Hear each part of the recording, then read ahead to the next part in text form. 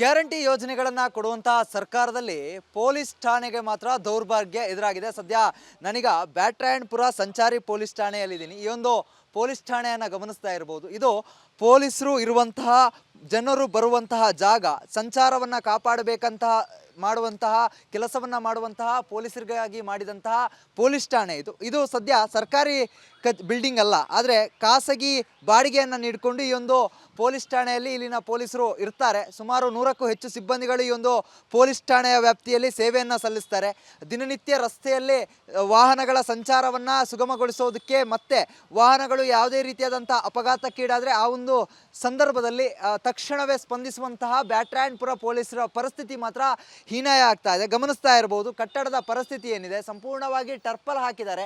ಮಳೆ ಬಂದರೆ ಸಾಕು ಇಲ್ಲಿನ ಪೊಲೀಸರಿಗೆ ಎದೆ ಡವಡವ ಅನ್ನುತ್ತೆ, ಅಂತಹ ಪರಿಸ್ಥಿತಿ ನಿರ್ಮಾಣ ಆಗಿದೆ. ಪ್ರಮುಖವಾಗಿ ಒಂದು ಕಡೆಯಲ್ಲಿ ಟರ್ಪಲ್ ಹಾಕಿದರೆ ಮತ್ತೊಂದು ಒಳಭಾಗದಲ್ಲಿ ಹಂಚುಗಳು ಕೂಡ ಸಂಪೂರ್ಣವಾಗಿ ಕಿತ್ತು ಬಂದಿದೆ. ಗಮನಿಸ್ತಾ ಇರಬಹುದು, ತೋರಿಸ್ತಾ ಹೋಗ್ತೀನಿ ನಿಧಾನವಾಗಿ.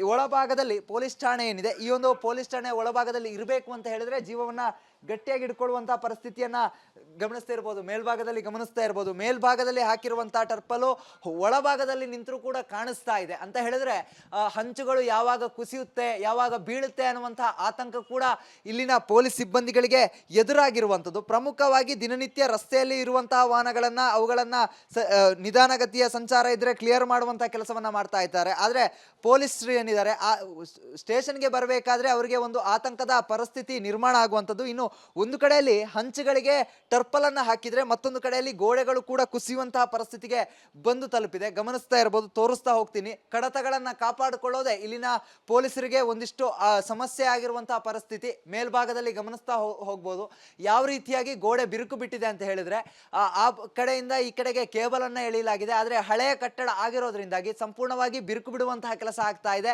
ಯಾವ ಕ್ಷಣಕ್ಕೆ ಬೀಳುತ್ತೆ, ಏನು ಎತ್ತ ಅನ್ನುವಂತಹ ಒಂದು ಪರಿಸ್ಥಿತಿ ಇಲ್ಲಿನ ಪೊಲೀಸ್ ಸಿಬ್ಬಂದಿಗಳಿಗೆ ನಿರ್ಮಾಣ ಆಗಿರುವಂಥದ್ದು. ಒಂದು ಕಡೆಯಲ್ಲಿ ಕಡತಗಳನ್ನ ಕಾಪಾಡ್ಕೋಬೇಕು, ಅದರ ಜೊತೆಗೆ ಹಂಚುಗಳು ಕಿತ್ತು ಹೋಗಿದೆ, ಅದರ ಜೊತೆಗೆ ವಿದ್ಯುತ್ ಕೇಬಲ್ಗಳು ಕಿತ್ತು ಹೋಗಿದೆ. ಈ ಒಂದು ಸಂದರ್ಭದಲ್ಲಿ ಯಾವ ರೀತಿ ಕೆಲಸ ಮಾಡಬೇಕು ಅನ್ನುವಂತಹ ಭಯ ಇಲ್ಲಿನ ಪೊಲೀಸ್ ಸಿಬ್ಬಂದಿಗಳಿಗೆ ಕಾಡ್ತಾ ಇರುವಂತಹ ಪೊಲೀಸರಿಗೆ ಬೇಕಾದಂತಹ ವ್ಯವಸ್ಥೆಯನ್ನ ಬ್ಯಾಟ್ರಾಯನ್ಪುರ ಸಂಚಾರಿ ಪೊಲೀಸ್ ಠಾಣೆ ಏನಿದೆ ಅದಕ್ಕೆ ಬೇಕಾದಂತಹ ಒಂದು ವ್ಯವಸ್ಥೆಯನ್ನ ಗೃಹ ಇಲಾಖೆ ಮಾಡಿಕೊಡದೆ ಹೋದ್ರೆ ಮುಂದಿನ ದಿನಗಳಲ್ಲಿ ಈ ಒಂದು ಲಿಮಿಟ್ಸ್ನಲ್ಲಿ ಬರುವಂತಹ ಒಂದಿಷ್ಟು ಕಡತಗಳಿರುತ್ತೆ, ಪ್ರಮುಖವಾದಂತಹ ಕಡತಗಳು, ಫೈಲ್ಸ್ಗಳು.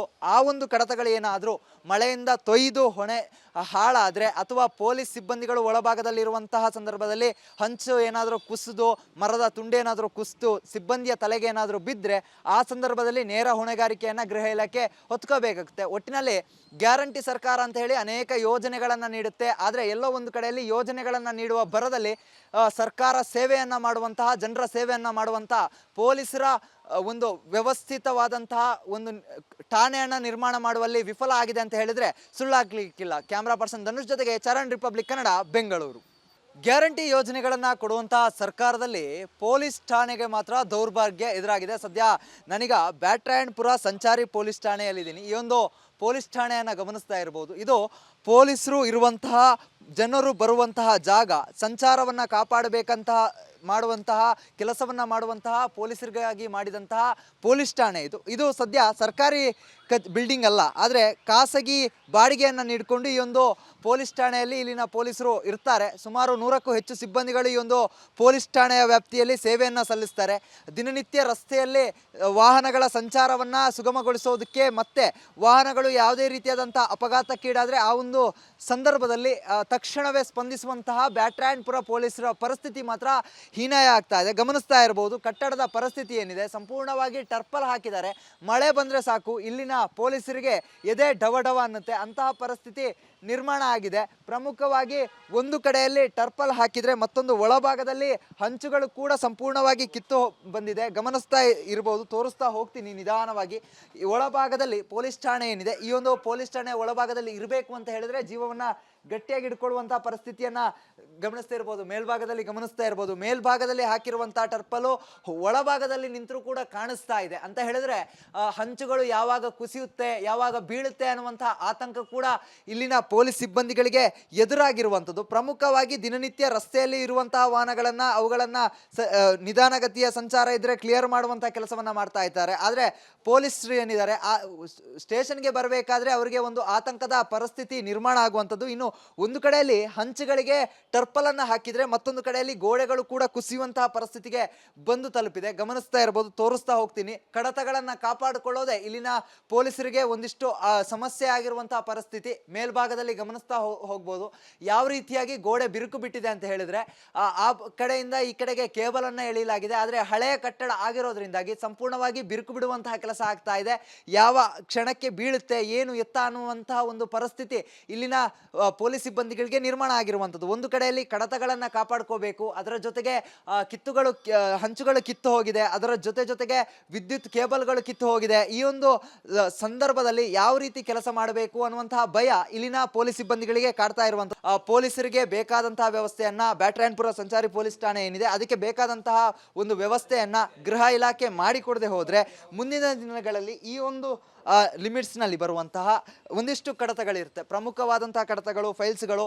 ಆ ಒಂದು ಕಡತಗಳು ಏನಾದರೂ ಮಳೆಯಿಂದ ತೊಯ್ದು ಹಾಳಾದರೆ ಅಥವಾ ಪೊಲೀಸ್ ಸಿಬ್ಬಂದಿಗಳು ಒಳಭಾಗದಲ್ಲಿರುವಂತಹ ಸಂದರ್ಭದಲ್ಲಿ ಹಂಚು ಏನಾದರೂ ಕುಸಿದು ಮರದ ತುಂಡೇನಾದರೂ ಕುಸಿದು ಸಿಬ್ಬಂದಿಯ ತಲೆಗೆ ಏನಾದರೂ ಬಿದ್ದರೆ ಆ ಸಂದರ್ಭದಲ್ಲಿ ನೇರ ಹೊಣೆಗಾರಿಕೆಯನ್ನು ಗೃಹ ಇಲಾಖೆ ಹೊತ್ಕೋಬೇಕಾಗುತ್ತೆ. ಒಟ್ಟಿನಲ್ಲಿ ಗ್ಯಾರಂಟಿ ಸರ್ಕಾರ ಅಂತ ಹೇಳಿ ಅನೇಕ ಯೋಜನೆಗಳನ್ನು ನೀಡುತ್ತೆ. ಆದರೆ ಎಲ್ಲೋ ಒಂದು ಕಡೆಯಲ್ಲಿ ಯೋಜನೆಗಳನ್ನು ನೀಡುವ ಭರದಲ್ಲಿ ಸರ್ಕಾರ ಸೇವೆಯನ್ನು ಮಾಡುವಂತಹ, ಜನರ ಸೇವೆಯನ್ನು ಮಾಡುವಂತಹ ಪೊಲೀಸರ ಒಂದು ವ್ಯವಸ್ಥಿತವಾದಂತಹ ಒಂದು ಠಾಣೆಯನ್ನು ನಿರ್ಮಾಣ ಮಾಡುವಲ್ಲಿ ವಿಫಲ ಆಗಿದೆ ಅಂತ ಹೇಳಿದ್ರೆ ಸುಳ್ಳಾಗ್ಲಿಕ್ಕಿಲ್ಲ. ಕ್ಯಾಮ್ರಾ ಪರ್ಸನ್ ಧನುಷ್ ಜೊತೆಗೆ ಚರಣ್, ರಿಪಬ್ಲಿಕ್ ಕನ್ನಡ, ಬೆಂಗಳೂರು. ಗ್ಯಾರಂಟಿ ಯೋಜನೆಗಳನ್ನು ಕೊಡುವಂತಹ ಸರ್ಕಾರದಲ್ಲಿ ಪೊಲೀಸ್ ಠಾಣೆಗೆ ಮಾತ್ರ ದೌರ್ಭಾಗ್ಯ ಎದುರಾಗಿದೆ. ಸದ್ಯ ನನಗ ಬ್ಯಾಟರಾಯನಪುರ ಸಂಚಾರಿ ಪೊಲೀಸ್ ಠಾಣೆಯಲ್ಲಿದ್ದೀನಿ. ಈ ಒಂದು ಪೊಲೀಸ್ ಠಾಣೆಯನ್ನು ಗಮನಿಸ್ತಾ ಇರಬಹುದು. ಇದು ಪೊಲೀಸರು ಇರುವಂತಹ, ಜನರು ಬರುವಂತಹ ಜಾಗ, ಸಂಚಾರವನ್ನು ಕಾಪಾಡಬೇಕಂತಹ ಮಾಡುವಂತಹ ಕೆಲಸವನ್ನು ಮಾಡುವಂತಹ ಪೊಲೀಸರಿಗಾಗಿ ಮಾಡಿದಂತಹ ಪೊಲೀಸ್ ಠಾಣೆ ಇದು ಸದ್ಯ ಸರ್ಕಾರಿ ಬಿಲ್ಡಿಂಗ್ ಅಲ್ಲ, ಆದರೆ ಖಾಸಗಿ ಬಾಡಿಗೆಯನ್ನು ನೀಡಿಕೊಂಡು ಈ ಒಂದು ಪೊಲೀಸ್ ಠಾಣೆಯಲ್ಲಿ ಇಲ್ಲಿನ ಪೊಲೀಸರು ಇರ್ತಾರೆ. ಸುಮಾರು 100ಕ್ಕೂ ಹೆಚ್ಚು ಸಿಬ್ಬಂದಿಗಳು ಈ ಒಂದು ಪೊಲೀಸ್ ಠಾಣೆಯ ವ್ಯಾಪ್ತಿಯಲ್ಲಿ ಸೇವೆಯನ್ನು ಸಲ್ಲಿಸ್ತಾರೆ. ದಿನನಿತ್ಯ ರಸ್ತೆಯಲ್ಲಿ ವಾಹನಗಳ ಸಂಚಾರವನ್ನು ಸುಗಮಗೊಳಿಸೋದಕ್ಕೆ ಮತ್ತು ವಾಹನಗಳು ಯಾವುದೇ ರೀತಿಯಾದಂಥ ಅಪಘಾತಕ್ಕೀಡಾದರೆ ಆ ಒಂದು ಸಂದರ್ಭದಲ್ಲಿ ತಕ್ಷಣವೇ ಸ್ಪಂದಿಸುವಂತಹ ಬ್ಯಾಟರಾಯನಪುರ ಪೊಲೀಸರ ಪರಿಸ್ಥಿತಿ ಮಾತ್ರ ಹೀನಾಯ ಆಗ್ತಾ ಇದೆ. ಗಮನಿಸ್ತಾ ಇರಬಹುದು ಕಟ್ಟಡದ ಪರಿಸ್ಥಿತಿ ಏನಿದೆ, ಸಂಪೂರ್ಣವಾಗಿ ಟರ್ಪಲ್ ಹಾಕಿದ್ದಾರೆ. ಮಳೆ ಬಂದರೆ ಸಾಕು ಇಲ್ಲಿನ ಪೊಲೀಸರಿಗೆ ಎದೆ ಡವ ಅನ್ನುತ್ತೆ, ಅಂತಹ ಪರಿಸ್ಥಿತಿ ನಿರ್ಮಾಣ ಆಗಿದೆ. ಪ್ರಮುಖವಾಗಿ ಒಂದು ಕಡೆಯಲ್ಲಿ ಟರ್ಪಲ್ ಹಾಕಿದರೆ ಮತ್ತೊಂದು ಒಳಭಾಗದಲ್ಲಿ ಹಂಚುಗಳು ಕೂಡ ಸಂಪೂರ್ಣವಾಗಿ ಕಿತ್ತು ಬಂದಿದೆ. ಗಮನಿಸ್ತಾ ಇರಬಹುದು, ತೋರಿಸ್ತಾ ಹೋಗ್ತೀನಿ ನಿಧಾನವಾಗಿ. ಈ ಒಳಭಾಗದಲ್ಲಿ ಪೊಲೀಸ್ ಠಾಣೆ ಏನಿದೆ, ಈ ಒಂದು ಪೊಲೀಸ್ ಠಾಣೆ ಒಳಭಾಗದಲ್ಲಿ ಇರಬೇಕು ಅಂತ ಹೇಳಿದ್ರೆ ಜೀವವನ್ನು ಗಟ್ಟಿಯಾಗಿ ಹಿಡ್ಕೊಳ್ಳುವಂತಹ ಪರಿಸ್ಥಿತಿಯನ್ನ ಗಮನಿಸ್ತಾ ಇರ್ಬೋದು. ಮೇಲ್ಭಾಗದಲ್ಲಿ ಗಮನಿಸ್ತಾ ಇರ್ಬೋದು, ಮೇಲ್ಭಾಗದಲ್ಲಿ ಹಾಕಿರುವಂತಹ ಟರ್ಪಲು ಒಳಭಾಗದಲ್ಲಿ ನಿಂತರೂ ಕೂಡ ಕಾಣಿಸ್ತಾ ಇದೆ. ಅಂತ ಹೇಳಿದ್ರೆ ಹಂಚುಗಳು ಯಾವಾಗ ಕುಸಿಯುತ್ತೆ, ಯಾವಾಗ ಬೀಳುತ್ತೆ ಅನ್ನುವಂತಹ ಆತಂಕ ಕೂಡ ಇಲ್ಲಿನ ಪೊಲೀಸ್ ಸಿಬ್ಬಂದಿಗಳಿಗೆ ಎದುರಾಗಿರುವಂಥದ್ದು. ಪ್ರಮುಖವಾಗಿ ದಿನನಿತ್ಯ ರಸ್ತೆಯಲ್ಲಿ ಇರುವಂತಹ ವಾಹನಗಳನ್ನ ಅವುಗಳನ್ನ ನಿಧಾನಗತಿಯ ಸಂಚಾರ ಇದ್ರೆ ಕ್ಲಿಯರ್ ಮಾಡುವಂತಹ ಕೆಲಸವನ್ನ ಮಾಡ್ತಾ ಇದ್ದಾರೆ. ಆದ್ರೆ ಪೊಲೀಸರು ಏನಿದ್ದಾರೆ ಆ ಸ್ಟೇಷನ್ಗೆ ಬರಬೇಕಾದ್ರೆ ಅವರಿಗೆ ಒಂದು ಆತಂಕದ ಪರಿಸ್ಥಿತಿ ನಿರ್ಮಾಣ ಆಗುವಂಥದ್ದು. ಇನ್ನು ಒಂದು ಕಡೆಯಲ್ಲಿ ಹಂಚುಗಳಿಗೆ ಟರ್ಪಲ್ ಅನ್ನ ಹಾಕಿದ್ರೆ ಮತ್ತೊಂದು ಕಡೆಯಲ್ಲಿ ಗೋಡೆಗಳು ಕೂಡ ಕುಸಿಯುವಂತಹ ಪರಿಸ್ಥಿತಿಗೆ ಬಂದು ತಲುಪಿದೆ. ಗಮನಿಸ್ತಾ ಇರಬಹುದು, ತೋರಿಸ್ತಾ ಹೋಗ್ತೀನಿ. ಕಡತಗಳನ್ನ ಕಾಪಾಡಿಕೊಳ್ಳೋದೆ ಇಲ್ಲಿನ ಪೊಲೀಸರಿಗೆ ಒಂದಿಷ್ಟು ಸಮಸ್ಯೆ ಆಗಿರುವಂತಹ ಪರಿಸ್ಥಿತಿ. ಮೇಲ್ಭಾಗದಲ್ಲಿ ಗಮನಿಸ್ತಾ ಹೋಗ್ಬೋದು ಯಾವ ರೀತಿಯಾಗಿ ಗೋಡೆ ಬಿರುಕು ಬಿಟ್ಟಿದೆ ಅಂತ ಹೇಳಿದ್ರೆ ಆ ಕಡೆಯಿಂದ ಈ ಕಡೆಗೆ ಕೇಬಲ್ ಅನ್ನ ಎಳೆಯಲಾಗಿದೆ. ಆದ್ರೆ ಹಳೆಯ ಕಟ್ಟಡ ಆಗಿರೋದ್ರಿಂದಾಗಿ ಸಂಪೂರ್ಣವಾಗಿ ಬಿರುಕು ಬಿಡುವಂತಹ ಕೆಲಸ ಆಗ್ತಾ ಇದೆ. ಯಾವ ಕ್ಷಣಕ್ಕೆ ಬೀಳುತ್ತೆ ಏನು ಎತ್ತ ಅನ್ನುವಂತಹ ಒಂದು ಪರಿಸ್ಥಿತಿ ಇಲ್ಲಿನ ಪೊಲೀಸ್ ಸಿಬ್ಬಂದಿಗಳಿಗೆ ನಿರ್ಮಾಣ ಆಗಿರುವಂಥದ್ದು. ಒಂದು ಕಡೆಯಲ್ಲಿ ಕಡತಗಳನ್ನ ಕಾಪಾಡ್ಕೋಬೇಕು, ಅದರ ಜೊತೆಗೆ ಹಂಚುಗಳು ಕಿತ್ತು ಹೋಗಿದೆ, ಅದರ ಜೊತೆಗೆ ವಿದ್ಯುತ್ ಕೇಬಲ್ಗಳು ಕಿತ್ತು ಹೋಗಿದೆ. ಈ ಒಂದು ಸಂದರ್ಭದಲ್ಲಿ ಯಾವ ರೀತಿ ಕೆಲಸ ಮಾಡಬೇಕು ಅನ್ನುವಂತಹ ಭಯ ಇಲ್ಲಿನ ಪೊಲೀಸ್ ಸಿಬ್ಬಂದಿಗಳಿಗೆ ಕಾಡ್ತಾ ಇರುವಂತಹ ಪೊಲೀಸರಿಗೆ ಬೇಕಾದಂತಹ ವ್ಯವಸ್ಥೆಯನ್ನ ಬ್ಯಾಟರಾಯನಪುರ ಸಂಚಾರಿ ಪೊಲೀಸ್ ಠಾಣೆ ಏನಿದೆ ಅದಕ್ಕೆ ಬೇಕಾದಂತಹ ಒಂದು ವ್ಯವಸ್ಥೆಯನ್ನ ಗೃಹ ಇಲಾಖೆ ಮಾಡಿಕೊಡದೆ ಹೋದ್ರೆ ಮುಂದಿನ ದಿನಗಳಲ್ಲಿ ಈ ಒಂದು ಲಿಮಿಟ್ಸ್ನಲ್ಲಿ ಬರುವಂತಹ ಒಂದಿಷ್ಟು ಕಡತಗಳಿರುತ್ತೆ, ಪ್ರಮುಖವಾದಂತಹ ಕಡತಗಳು, ಫೈಲ್ಸ್ಗಳು. ಆ ಒಂದು ಕಡತಗಳು ಏನಾದರೂ ಮಳೆಯಿಂದ ತೊಯ್ದು ಹೊಣೆ ಹಾಳಾದರೆ ಅಥವಾ ಪೊಲೀಸ್ ಸಿಬ್ಬಂದಿಗಳು ಒಳಭಾಗದಲ್ಲಿರುವಂತಹ ಸಂದರ್ಭದಲ್ಲಿ ಹಂಚು ಏನಾದರೂ ಕುಸಿದು ಮರದ ತುಂಡೇನಾದರೂ ಕುಸಿದು ಸಿಬ್ಬಂದಿಯ ತಲೆಗೆ ಏನಾದರೂ ಬಿದ್ದರೆ ಆ ಸಂದರ್ಭದಲ್ಲಿ ನೇರ ಹೊಣೆಗಾರಿಕೆಯನ್ನು ಗೃಹ ಇಲಾಖೆ ಹೊತ್ಕೋಬೇಕಾಗುತ್ತೆ. ಒಟ್ಟಿನಲ್ಲಿ ಗ್ಯಾರಂಟಿ ಸರ್ಕಾರ ಅಂತ ಹೇಳಿ ಅನೇಕ ಯೋಜನೆಗಳನ್ನು ನೀಡುತ್ತೆ. ಆದರೆ ಎಲ್ಲೋ ಒಂದು ಕಡೆಯಲ್ಲಿ ಯೋಜನೆಗಳನ್ನು ನೀಡುವ ಭರದಲ್ಲಿ ಸರ್ಕಾರ ಸೇವೆಯನ್ನು ಮಾಡುವಂತಹ, ಜನರ ಸೇವೆಯನ್ನು ಮಾಡುವಂತಹ ಪೊಲೀಸರ ಒಂದು ವ್ಯವಸ್ಥಿತವಾದಂತಹ ಒಂದು ಠಾಣೆಯನ್ನು ನಿರ್ಮಾಣ ಮಾಡುವಲ್ಲಿ ವಿಫಲ ಆಗಿದೆ ಅಂತ ಹೇಳಿದರೆ ಸುಳ್ಳಾಗಲಿಕ್ಕಿಲ್ಲ. ಕ್ಯಾಮ್ರಾ ಪರ್ಸನ್ ಧನುಷ್ ಜೊತೆಗೆ ಚರಣ್, ರಿಪಬ್ಲಿಕ್ ಕನ್ನಡ, ಬೆಂಗಳೂರು.